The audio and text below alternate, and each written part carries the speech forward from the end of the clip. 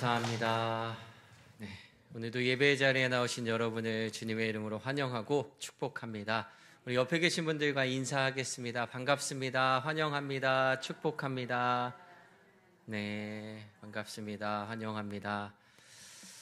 네, 저녁도 못 드시고 급히 오셨을 텐데 예배하기 위해 이 자리에 오신 여러분 한 분 한 분을 주님의 이름으로 환영하고 다시 한번 축복합니다.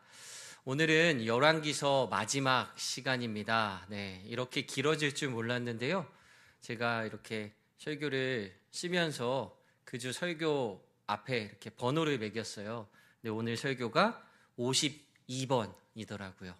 1년을 채웠습니다. 52주 동안 우리가 함께 중간중간 선교사님들도 오시고 그래서 기간은 더 길어졌지만 우리가 52주의 시간 동안 열왕기서를 처음부터 끝까지 아주 세세하게 살펴보지는 못했습니다. 하지만 여기 나오는 왕들의 이름은 우리가 한 번씩 다 불러보고 지나갔던 것 같아요.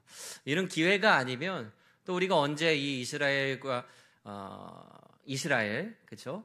북왕국 이스라엘과 남왕국 유다의 그 왕들을 또 언제 이렇게 세세하게 한 명씩 살펴볼 수 있을까 생각이 되면서 또 무사히 이 책을 잘 마무리할 수 있어서 참 감사한 시간인 것 같습니다.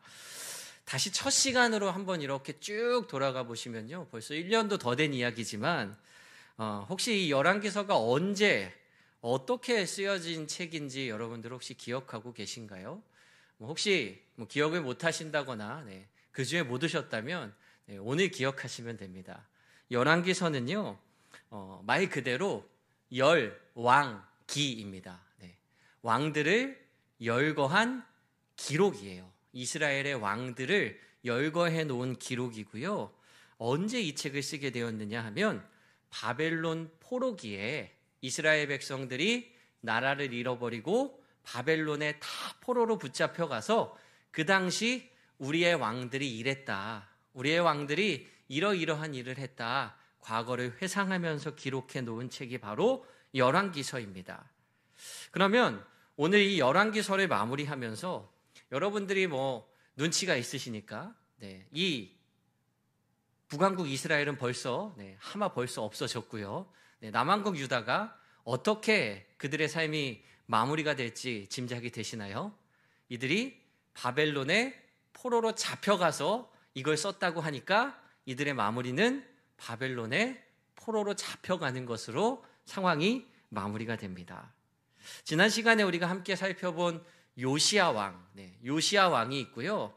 그 왕들의 도표, 20명의 왕들이 나온 그 도표를 한번 띄워주시면요, 남왕국 유다에는 총 20명의 왕들이 있었는데요, 요시야 이후에 뒤에 4명의 왕이 쭈르륵 나옵니다. 근데 요시야는 제 기억에 3주 동안에 걸쳐서 이야기를 했는데, 오늘 함께 살펴볼 이 4명의 왕들은 4명을 묶어서 1시간에 빠르게 살펴봐도 될 만큼 그리 중요하지 않았던, 그리 큰 일을 행하지 않았던 왕들입니다.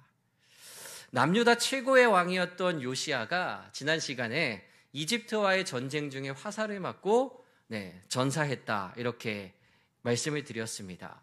그 지도를 한번 띄워주시면요, 이집트와 유다가 저 노란색 글씨로 빨간색 동그라미 쳐 있는 무기또에서 전투를 하게 됩니다. 지난 시간의 이야기를 다시 한번 살짝 말씀드리면요, 이집트와 아수르, 파란색 동그라미를 친 저 두 나라는 서로 동맹 관계였어요. 서로가 서로를 편들어주는 나라였습니다. 그런데 그 당시 바벨론이 세력을 확장하면서 아수르의 수도 니느웨를 점령합니다. 그 소식을 듣고 이집트가 아수르를 도우러 위로 화살표를 따라서 위로 올라가던 길에 유다의 무기또라는 곳을 지나면서 거기서 두 나라가 전쟁을 하게 되죠.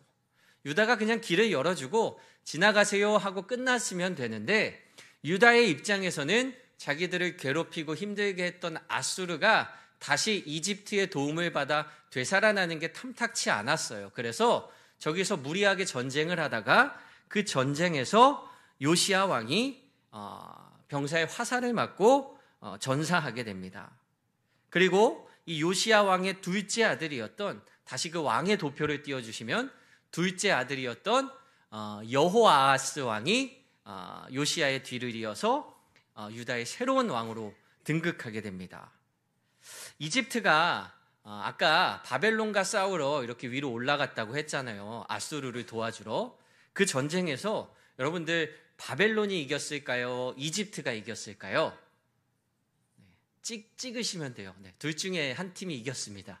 어디가 이겼을 것 같으세요? 바벨론이 이겼어요. 바벨론이 그 당시에 세력을 굉장히 확장해 나가고 있었습니다. 싸우면 다 이겼나 봐요. 이집트가 아수르를 도와주러 위로 올라갔는데 올라가서 도와주기는커녕 자기네들도 시큰 두드려 맞고 다시 내려왔어요. 내려오는 길에 이 이집트의 바로 느고 왕이 화가 났어요. 도와주러 갔는데 이기지는 못하고 졌잖아요. 그래서 지도를 보시면 아수르까지 도와주러 올라갔다가 내려오는 길에 에라이 꿩 대신 닭이라도 잡아야겠다 해서 유다를 치고 내려옵니다. 그냥 내려왔으면 되는데 올라갔다 내려오는 길에 유다를 점령해버리고 다시 이집트로 내려와요. 그러면서 이 당시에 유다의 왕이 아까 누구라고 말씀드렸죠? 요시야의 둘째 아들이었던 여호아하스 왕이었는데 이 여호아하스 왕이 3개월 만에 왕이 된 지 3달 만에 올라가면서 아버지가 돌아가셨어요. 3개월 동안 왕이 됐어요. 전쟁하면서 다시 이집트가 내려오는 길에 먹혔어요. 나라를. 그래서 3개월 만에 왕의 자리에서 물러나게 됩니다. 그리고 그 다음 왕인 요시야 왕의 큰아들이었던 여호아하스는 요시야 왕의 둘째 아들이었고 요시야 왕의 첫째 아들인 여호야김이 이집트의 왕에 의해서 너가 왕해 이렇게 유다의 새로운 왕으로 등극하게 됩니다. 둘째 아들이 먼저 왕이 되고 첫째 아들이 나중에 왕이 된 이 상황이 조금 이해가 안 가실 수 있는데 이러한 이유에서 이집트가 여호야김을 유다의 새로운 왕으로 임명하고 여호아하스를 왕의 자리에서 3개월 만에 내려버렸어요. 그런데 이 이집트의 힘을 등에 업고 여호야김이 왕이 됐는데요. 3년 만에 다시 바벨론이 세력을 넓히면서 밑으로 내려와요. 자, 오늘 설교를 들으시면서 이 유다가 밑에서 이집트한테 치이고 위에서 바벨론한테 치이고 계속 오늘 끝날 때까지 얘기를 계속 드릴 거예요. 자, 이집트가 내려가면서 꿩 대신 닭이라고 유다를 치고 내려가서 왕이 바뀌었는데 여호야김이 왕이 된 지 3년 만에 이번에는 저 바벨론 왕국에서 밑으로 유다를 침략합니다. 유다 왕 여호야김이 싸울 엄두가 나지 않아서 내려오자마자 즉시 두 손 들고 항복해요. 우리 안 됩니다. 졌습니다. 그때 바벨론 왕은 우리가 잘 아는 다니엘 아시죠? 다니엘을 이때 바벨론으로 포로로 잡아갑니다. 다니엘을 비롯한 유다의 왕족과 귀족 집안 사람들을 모두 다 포로로 잡아가고요. 그 하나님의 성전에 있었던 귀한 물건들, 값비싼 소중한 물건들을 다 빼앗아서 바벨론으로 돌아갔어요. 이게 바로 바벨론의 첫 번째 침략입니다. 그렇게 유다 왕 여호야김은 항복하긴 했지만 수많은 국민들을 빼앗겼고 인재들을 빼앗겼고 성전에 있었던 성물들을 빼앗겼어요. 그리고 나서 3년 동안은 다시 바벨론의 느부갓네살 왕에게 절대 복종하면서 그 말을 잘 들어요. 자기는 이집트의 바로 느고 왕이 세운 왕이라서 3년 동안 이집트 왕의 말을 잘 듣다가 바벨론이 치니까 이번에는 다시 3년 동안 바벨론의 느부갓네살 왕의 말을 아주 잘 들으면서 지냅니다.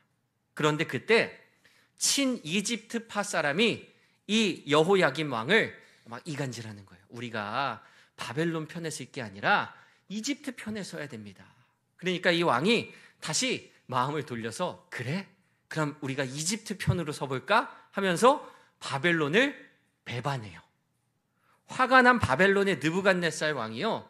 이번에는 군대를 몰고 내려오는데 어떤 군대를 보내냐 하면 갈대아, 아람, 모압, 암몬 이렇게 바벨론이 점령했던 속국들의 군대를 연합해서 유다로 보냅니다. 그리고 너네가 가서 저 유다 기강 좀 잡고 와. 가서 침략하고 와. 이렇게 보내요. 그렇게 바벨론에 두 번째 침략이 있게 됩니다. 이 내용이 역대하 36장 6절과 7절에 기록이 이렇게 남아있어요. 우리 함께 읽어볼까요? 시작.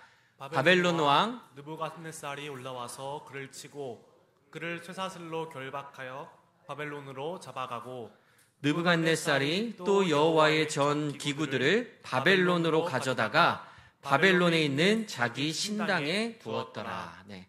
첫 번째 귀족들과 인재들을 뺏기고 성전에 있었던 물품들을 뺏겼어요. 그리고 다시 3년 만에 느부갓네살 왕이 쳐들어와서요.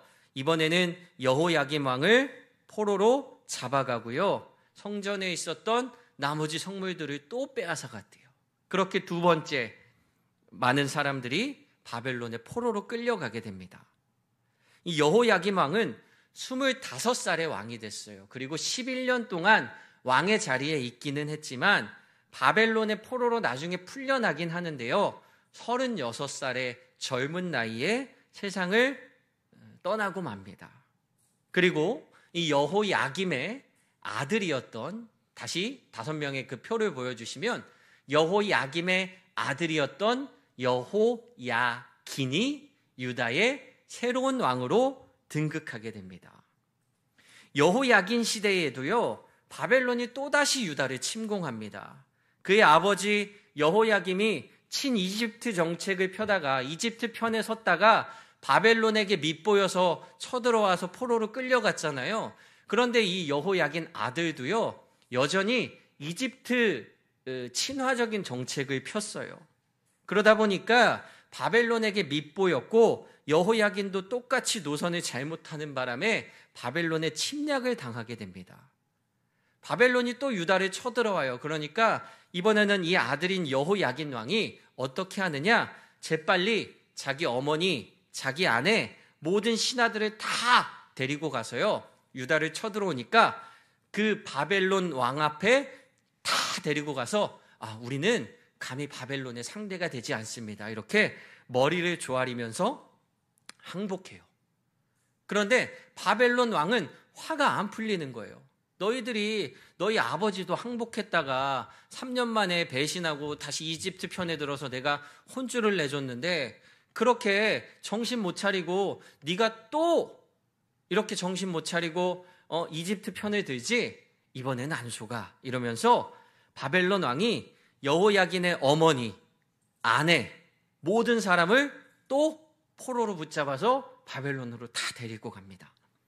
뿐만 아니라 예루살렘에 있는 모든 사람들을 포로로 잡아갔어요. 열왕기하 24장 14절 말씀에 기록되어 있습니다. 같이 읽어볼게요. 그가 또 예루살렘의 모든 백성과 모든 지도자와 모든 용사 10,000명과 모든 장인과 대장장이를 사로잡아가매 비천한 자 외에는 그 땅에 남은 자가 없었더라. 다 잡아갔어요. 모든 백성, 모든 지도자, 용사, 장인, 대장장이까지, 무기 만드는 사람들까지 싹 잡아갔습니다. 이 일이 여호야긴이 아버지의 뒤를 이어서 왕이 된 지 얼마 만에 일어났을까요? 3개월 만에 일어난 일이에요.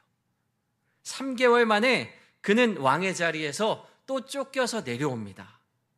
그리고 바벨론의 왕이요, 여호야긴을 왕의 자리에서 내리고 그 다음 왕을 세웁니다. 표를 다시 한번 보여주세요. 3개월 만에 왕이 또 바뀌어요. 이번에 새롭게 왕이 된 사람은요, 여호야긴의 작은 아버지예요. 그러니까 여호야김의 동생입니다. 본명은 마따니아. 마따니아를 새로운 왕으로 세웁니다.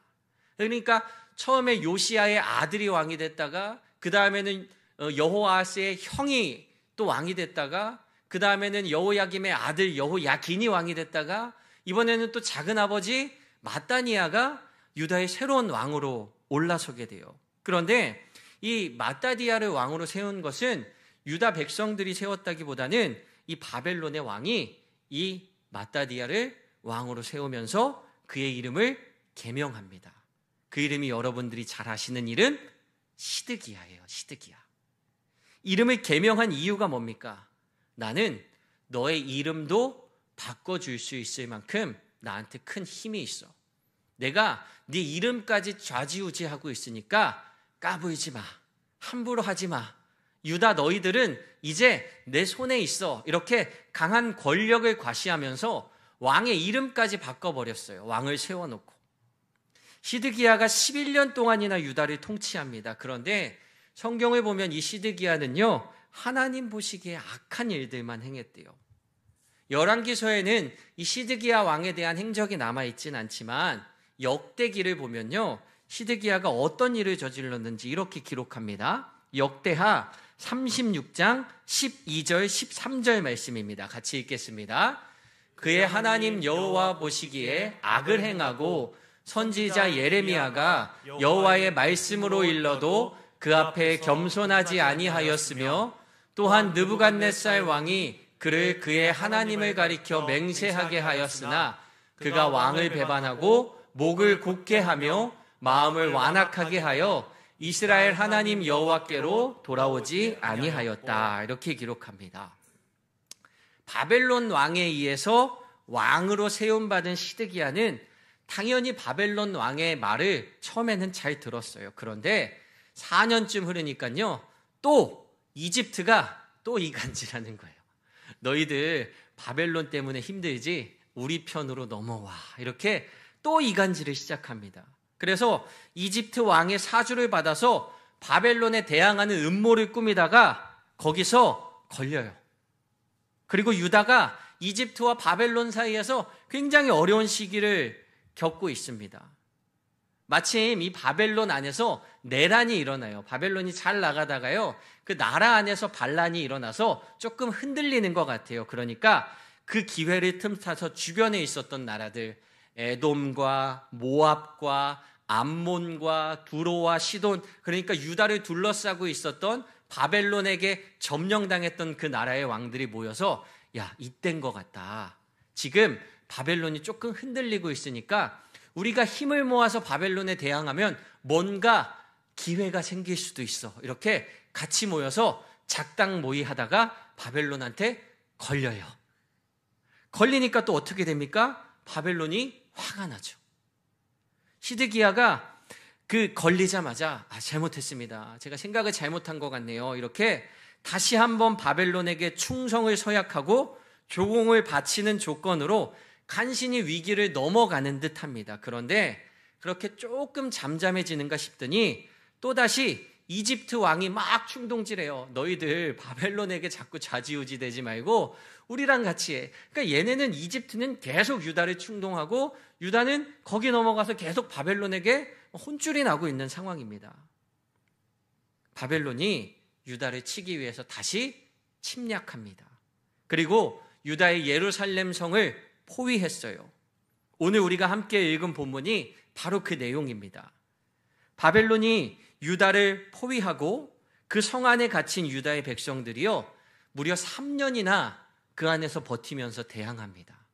그러면서 그래도 그 이집트 때문에 이런 일이 겪었다고 했잖아요. 중간에 이집트가 이렇게 한번 도와주러 오기는 해요. 그 바람에 3년이나 버틸 수 있긴 했던 거예요. 이집트가 바벨론이 이렇게 쳐들어왔다는 소식을 듣고 도와주러 잠깐 오는 바람에 3년이나 버틸 수 있긴 했는데, 결국에는 3년을 버티다 성 안에 있는 모든 물품들이, 식량들이 다 바닥나서 항복하고 그냥 바벨론에게 항복하게 됩니다. 그렇게 또 수많은 사람들이 바벨론에게 포로로 잡혀가게 돼요. 그러면서 그 당시 유다의 마지막 왕이었던 시드기야는요, 가장 끔찍한 최후를 맞이하게 됩니다. 그 아버지 시드기야의 눈앞에서요, 그 아들들이 다 바벨론에 의해서 죽임을 당합니다. 그리고 이 시드기야 왕은요, 두 눈이 뽑힌 채로, 굉장히 비참하죠. 왕의 두 눈이 뽑힌 채로 바벨론의 포로로 끌려가요. 그리고 예루살렘 성이 점령당하고요, 온 유다가 다 점령당했고요, 유다의 모든 주민들이 굉장히 많이 살육당했습니다. 하나님의 성전에 앞에 한 번 뺏기고 두 번째 뺏기고 그나마 남아있었던 모든 성물들을 다 빼앗겨서 바벨론으로 가져갔어요. 그리고 더 이상 바벨론은요, 유다의 왕을 세우지 않습니다. 그리고 왕 대신 친바벨론 성향의 총독을 임명하는데 그달리아라는 사람을 총독으로 임명해요. 그러니까 우리 친일파가 우리나라의 우두머리가 되고 이런 느낌처럼 친바벨론 출신의 귀족을 총독으로 임명하고 남아있는 유다 사람들을 다스리게 합니다. 이때가 BC 586년이에요. 그러니까 하나님께서 이집트의 노예 생활하던 이스라엘 백성들을 구원하셔서 가나안 땅으로 인도하신 지 900년도 채 지나지 않아서 다시 이스라엘 백성들은 땅을 다 빼앗기고요. 모든 것을 다 빼앗긴 채 다시 노예, 포로가 되고 말았습니다. 유다를 다스렸던 그달리아 총독은요, 또 바벨론파 유대인에 의해서 암살당한대요. 그러니까 우리 독립투사들이 친일파 척결했던 것처럼 친바벨론 성향의 총독을요, 암살시켜요. 근데 이 얘기가 바벨론에 들어가니까 바벨론에서는 또 어떻게 합니까? 유다 사람들을 또 핍박하고 어렵게 하는 거예요. 저항하지 못하도록. 그 일로 인해서 바벨론의 핍박이 더 거세졌고요. 결국에는 견디다 못한 유다의 사람들이 전 세계 곳곳으로 뿔뿔이 흩어지고 도망가고 이주하게 됩니다. 이들을 바로 여러분들이 한 번쯤 들어보셨을 이야기, 디아스포라라고 이야기해요. 디아스포라. 이게 무슨 뜻이냐 하면요, 유대인이고 유대인의 문화를 가지고 살지만 더 이상 땅을 잃어버리고 살 곳을 잃어버려서 전 세계 뿔뿔이 흩어져 있는 그 유대인들을 디아스포라라고 이야기해요. 이렇게 남유다는요, 20명의 왕들을 끝으로 역사 속으로 사라져버리고 맙니다. 하나님께서는요, 이 유다가 이렇게 서서히 멸망하는 시간 동안 수많은 선지자와 예언자들을 보내셨어요. 그리고 끊임없이 이스라엘에게 말씀하셨습니다. 우리가 이 이스라엘의 왕들을 살펴보면서 중간에 엘리야 선지자와 엘리사 선지자에 대한 이야기도 함께 나누었었습니다. 그와 마찬가지로 오늘 아까 읽었던 역대기에 보면 예레미야 선지자를 통해서 또 이스라엘에게 말씀하시죠. 수없이 많은 선지자들을 통해서 하나님은 이스라엘에게 계속 말씀하세요. 하나님이 말씀하시는 건 딱 한 가지입니다. 너희들 내게 돌아와라. 너희들 잘못된 길을 가고 있다. 어서 빨리 돌아와야 된다. 라는 그 메시지를 끊임없이 선포하세요. 하나님은요, 마지막 때까지도 당신의 백성들이 다시 하나님께 돌아오기를 바라셨습니다.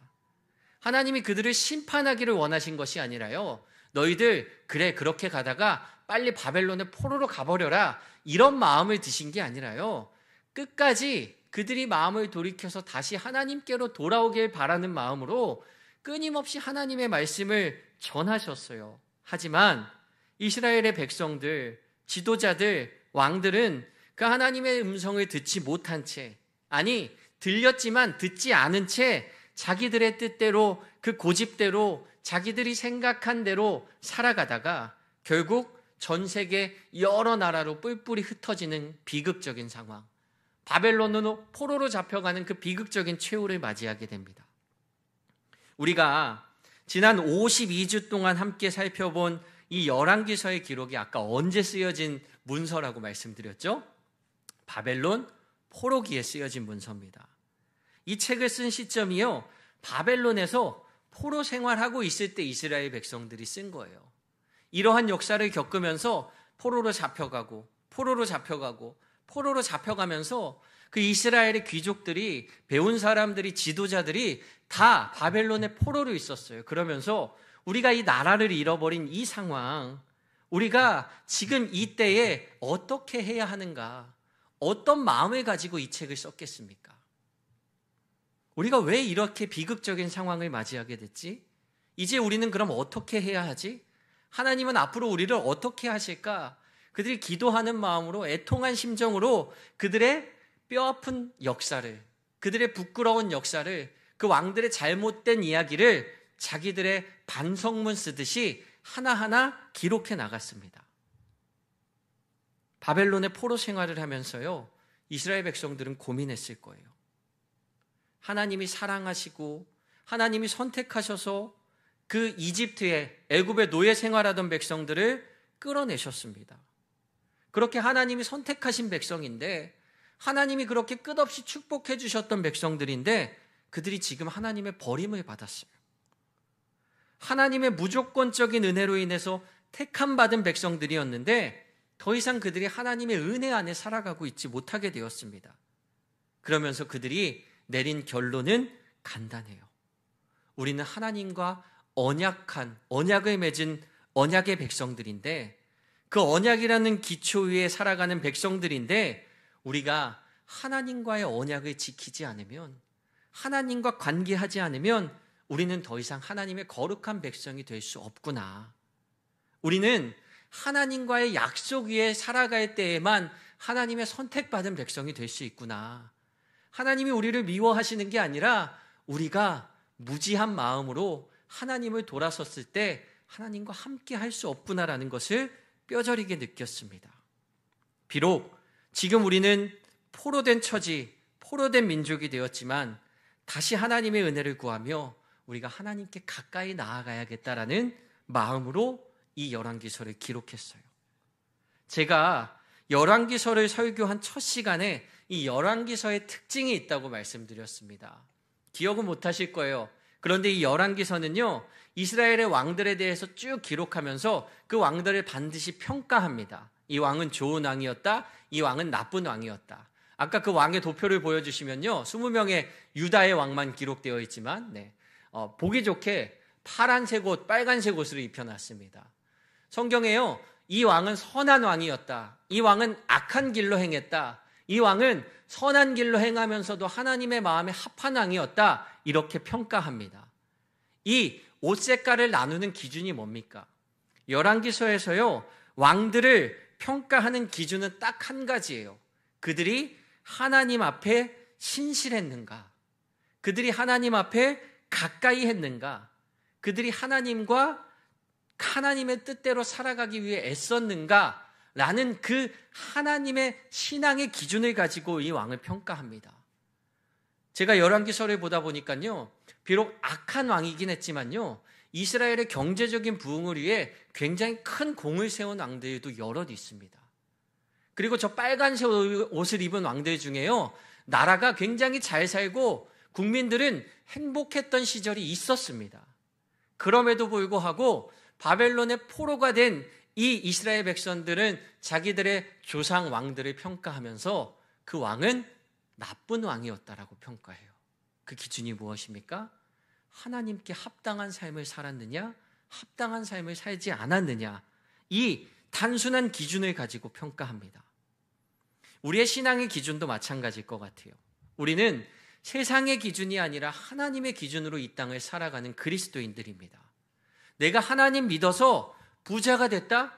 부자가 된 게 중요하지 않아요. 하나님을 잘 믿었는지 잘 믿지 않았는지가 우리 신앙의 초점이 되어야 합니다. 돈 많이 벌었는가? 성공했는가? 그래서 남들보다 멋있게 살아가고 있는가? 남들보다 떵떵거리면서 살 수 있는가? 이게 우리의 신앙이 성공했느냐 실패했느냐의 기준이 아니라요, 열왕기서는요, 어떤 기준으로 그 왕들을 평가하고 있습니까? 하나님 앞에 신실했는가? 하나님의 뜻대로 살아갔는가? 하나님의 말씀을 두렵게 여기며 하나님과 함께하기 위해 애썼는가? 이 한 가지를 가지고 왕을 평가하고 있어요. 저는 우리의 신앙이 이 열왕기서의 신앙을 평가하는 것처럼 그러한 기준을 가지고 하나님과 관계 맺는 여러분들이 되시기를 소망합니다. 오직 하나님과 관계하고 있는가? 내가 하나님께 기도하고 있는가? 하나님의 말씀에 귀 기울이면서 살아가고 있는가? 그렇다면 그 말씀대로 살아가기 위해 애쓰고 있는가? 하나님이 우리에게 원하시는 것은요, 이 명확한 기준이에요.